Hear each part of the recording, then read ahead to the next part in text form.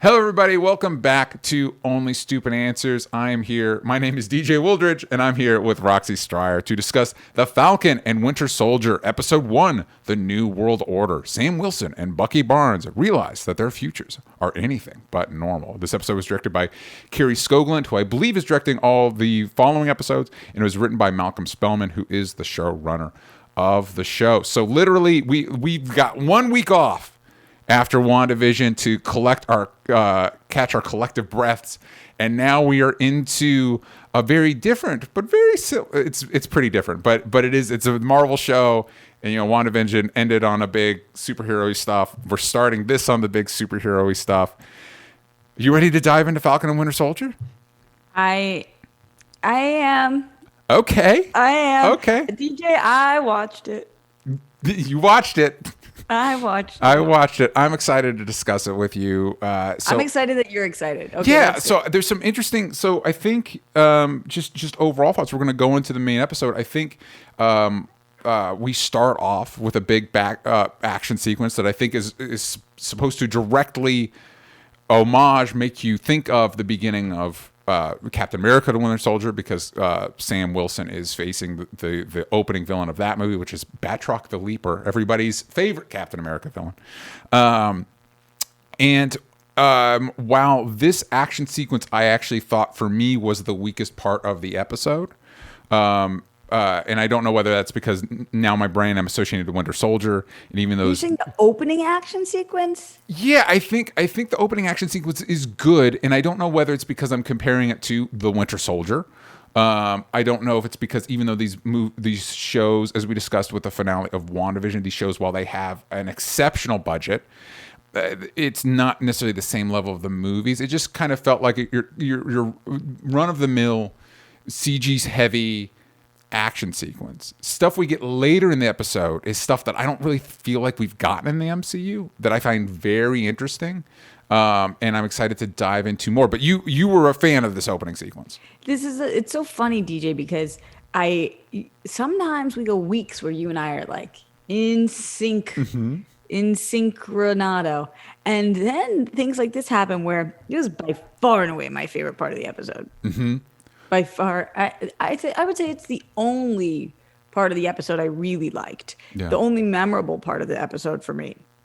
I just I didn't know what was going on fully, but I was like, I cannot take my eyes off this. The way that this is shot is so effing cool. Yeah. It's so cool. And especially coming off of WandaVision, I was just kind of like, this is very, very Marvel in your face. We are different. We are here. We have money. Let us show you how much we have. Yeah.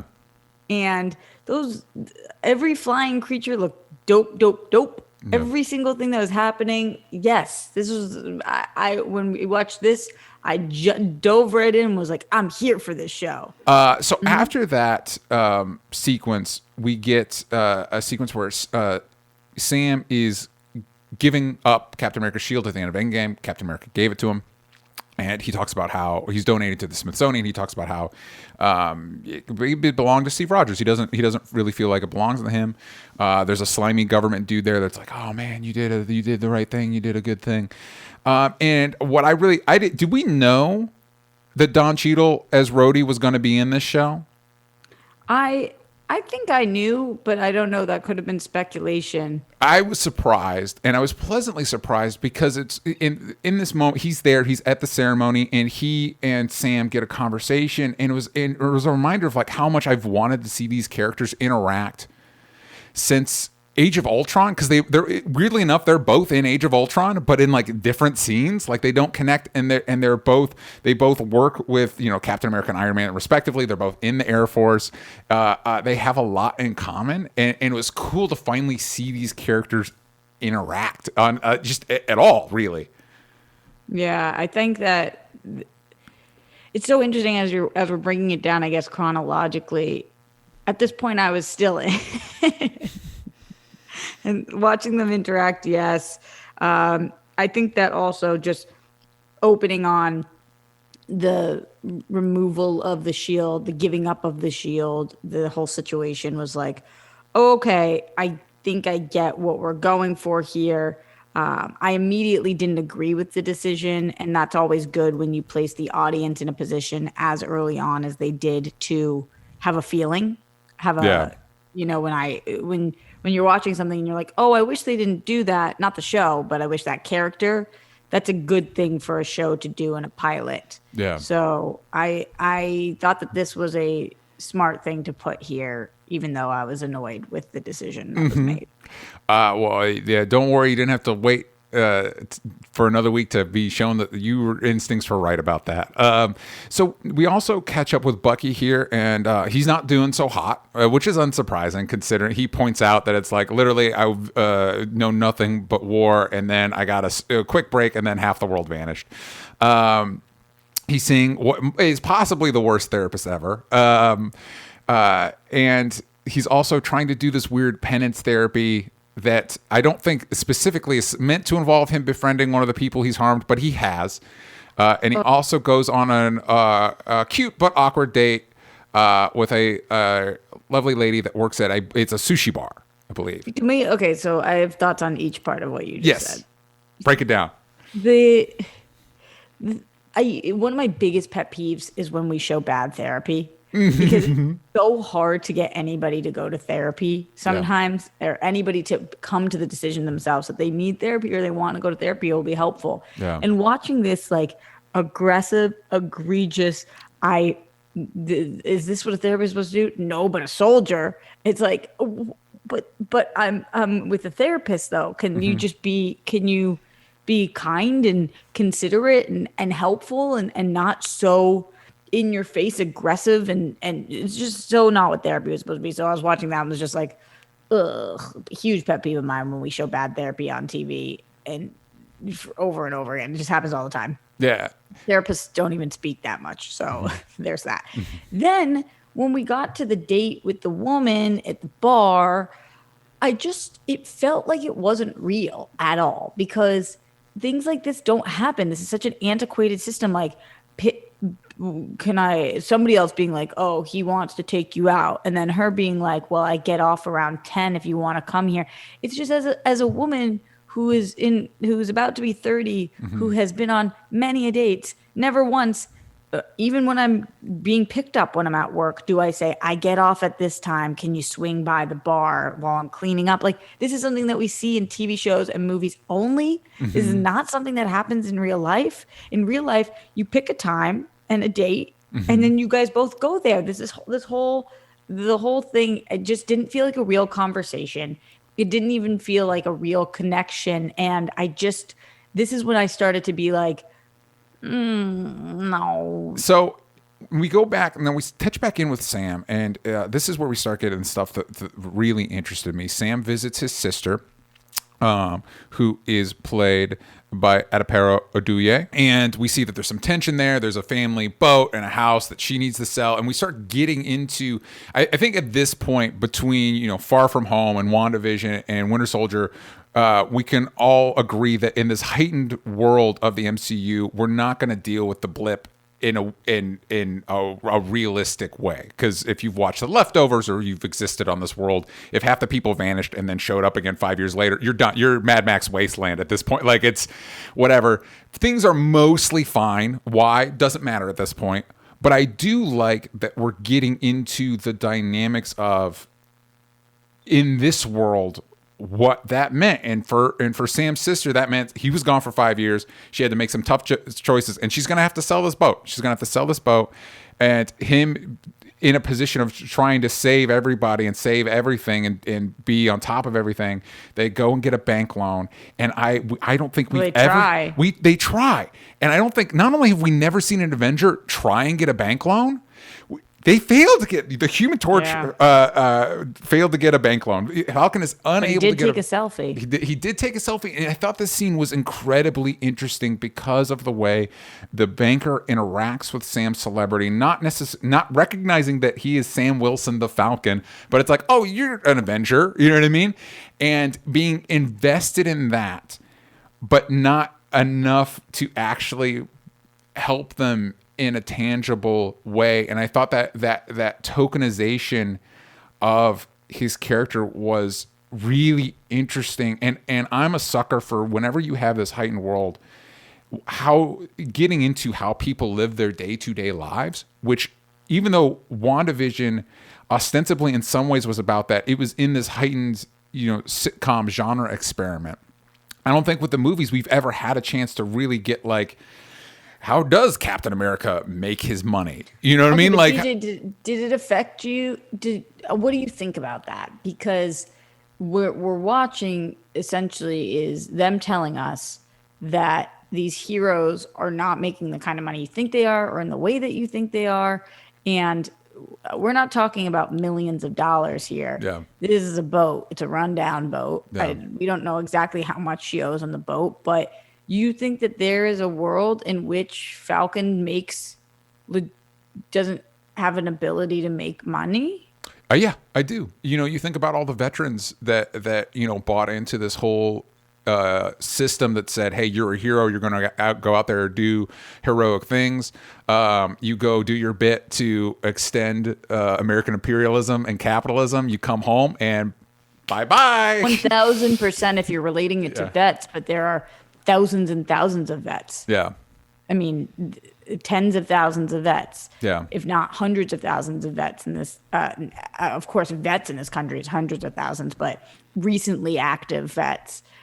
But when it comes to the Avengers, there's a dozen of them. But there's no longer any Shield. There's no longer any Stark. And I imagine, but there's celebrities, and he's still working. He's still working, but he's working active. for the Air Force. He's working for the Air Force. And you think he's not getting paid? I think he's getting paid, but not enough to help in this particular situation. And then dealing with the and he can't book any commercials. He's a celeb. He could, but like he talks about, there's goodwill, and it's like I guess Olympians will do the ad thing, but I kind of respect him more for them not like him just do it. And maybe we'll get into that. Maybe he'll start doing cereal ads or something. Like we'll come up with the totally, because if they need the money. I get that they're looking for a loan, but he's an Avenger. He's not.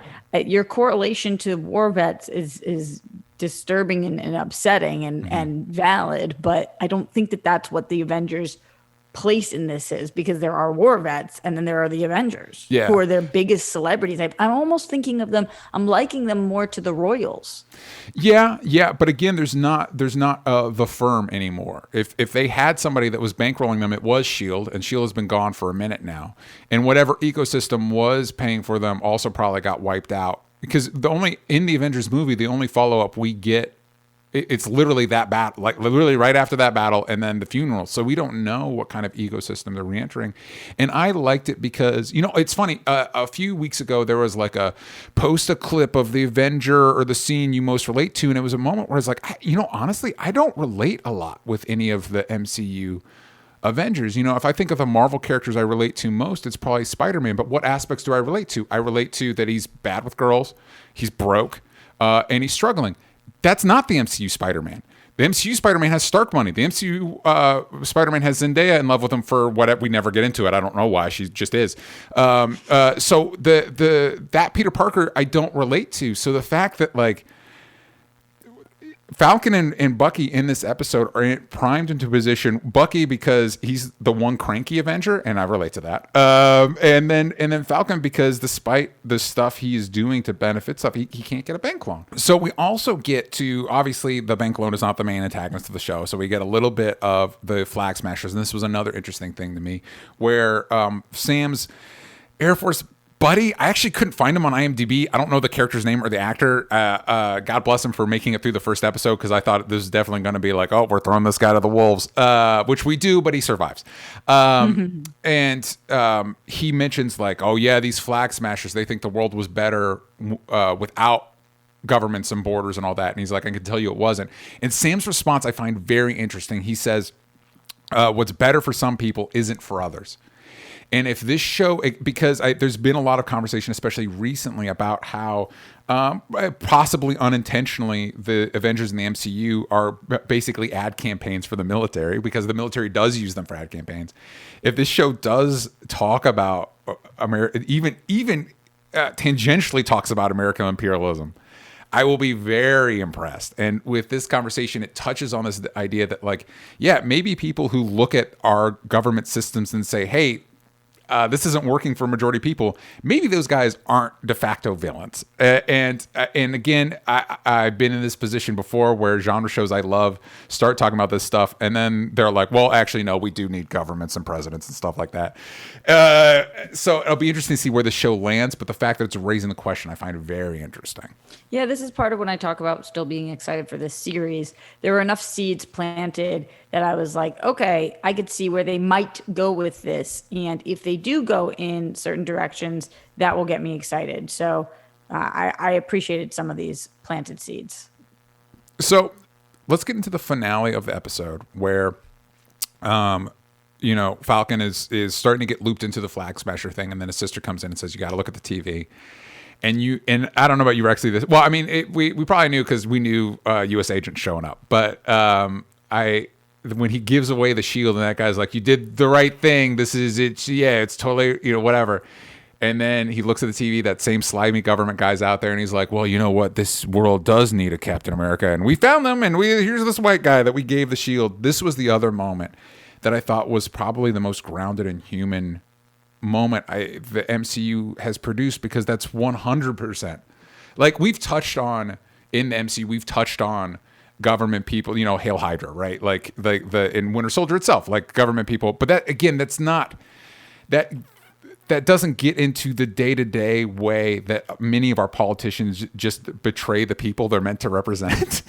Yeah. And this guy looked Sam Wilson in the eye, said, yeah, what you're doing is the right thing, knowing that he was going to he was just going to take this shield from the Smithsonian and give it to somebody else that matched what he thought Captain America should be. And again, raising this, I think is incredibly interesting, and I'm excited to see what this version of U.S. Agent looks like. Speculation time. It's weird. He looks a lot like Star-Lord's dad. Weirdly. Yeah. I wonder how the son of Kurt Russell looks a lot like Kurt Russell. And what Sam Wilson does with this, how he responds to this. What did you think of our introduction to the U.S. agent and his helmet that doesn't quite fit his head? It's not very flattering. Totally tight. Yeah. He needed some double-sided stick tape. Yeah. I thought that this was a really strong moment of the episode, and definitely was like the main reason that I'm carrying through on this, because that did feel real. That felt like a real moment. I think we all kind of watching that, you feel that pit in your stomach. Like, you made the tough decision. You didn't know if it was the right decision, but you thought you made the right decision. And then you find out you've been manipulated. Yeah. You've been tricked. You were wrong. And better you than him, because it was never going to be nobody. Yeah. So just for all of those reasons, you watch that. And for me, I was like, oh, felt like a kick in the nuts, a gut punch, like just horrible. And this part very obviously was like, there's a lot of stuff going on here, but I'm looking at this Aryan race mother effer, and it just had a lot, it resonated a lot. So I thought that was really, really, really well done and interesting. But I also thought to myself during this, I don't know how, so does Bucky really give an F about this too? Is that how we're about to join forces? Is he going to see this and this is a no for him as well? Because throughout the episode, I just kept thinking it was like we were watching two different pilots, and we never got that merger that I was hoping for. So I'm curious if that is what's going down here. I also have some more thoughts on his storyline. But DJ, what did you? I love this moment, and I think that I would imagine with the way we set up, there's some teasing with the Flag Masher stuff and the fact that one of them has super strength, and I think that's how Bucky gets looped in, is specifically with the Flag Smasher situation of it all. And it'll be interesting. There's only 6 episodes that I know of for this season, so we should be getting the characters teaming up, I would imagine, by the next episode. So I think that leads into, where do you think we go from here? Do you think we're going to be how much time do you think we're going to be spending with U.S. Agent? I imagine not a lot. His name's not on the show. Yeah, possibly not. I did The part of the episode that another part that I really did enjoy, though, even though I didn't enjoy the Bucky with on the date thing, I did like that we see that what was going on with Bucky with the list and why he had been with that older man and what he had done to his son. Yeah. And that he's going down this list and trying to make good on all of the bad that he's done. And so I thought that was really, really powerful. So I'm hoping to see more of that. I guess I really don't. I really don't know what the show is fully. I don't know what after WandaVision episode 3, I feel like I started to get a semblance of what we were going to be doing. But for this show, because they only gave us we've only seen one episode. Yeah. I don't know actually. Is the whole arc of that we have to get? We have to get Sam back to getting the shield, and Bucky's along for that ride. Is the whole arc of this show just kind of like a slice of life Avengers show? Does that make any sense? I'm not exactly positive. Yeah, I'll be interested to see where we go from here. I'm excited about the idea of this show tackling stuff in real world issues in a way that I don't think I've seen the MCU do since Black Panther. And I'm hoping that they're able to commit to that path. But I'm very excited. The reveal of U.S. Agent and how they did Sam dirty gets me very interested in where we're going from here. I'm very excited to see where this show goes. But let us know what you think about the Falcon and Winter Soldier in the comments down below. Please like and share this video. If you want to see our full unedited discussion along with the full OSA show, you can do that at patreon.com/onlystupidanswers. And we'll see you next week.